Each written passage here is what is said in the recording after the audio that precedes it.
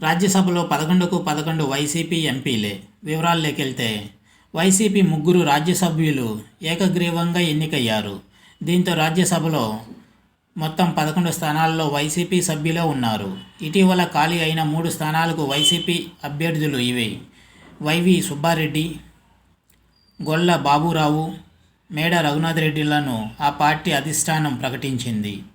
అయితే టీడీపీ పోటీకి దిగకపోవడంతో ఆ 3 స్థానాలను వైసీపీనే కైవసం చేసుకుంది. దీంతో రాజ్యసభలో వైసీపీ సభ్యుల బలం 11కు చేరింది. ఇక కొత్తగా ఎన్నికైన వైసీపీ సభ్యులు ఏప్రిల్ 2030 వరకు ప్రాతినిధ్యం వహించనున్నారు. మిగిలిన సభ్యులు విజయసాయిరెడ్డి, ఆర్ కృష్ణయ్య, నిరంజన్ రెడ్డి, బి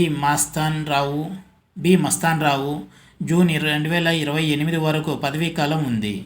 ఆళ్ల అయోధ్య రామిరెడ్డి, మోపిదేవి వెంకటరమణ, పిల్లి సుభాష్ చంద్రబోస్, పరిమల్ నత్వాని పదవీకాలం జూన్ 2026 వరకు ఉంది.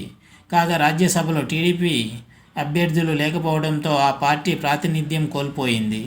ఇది వ్యూవర్స్, ఆంధ్రప్రదేశ్లోని రాజ్యసభ అభ్యర్థుల వివరాలు.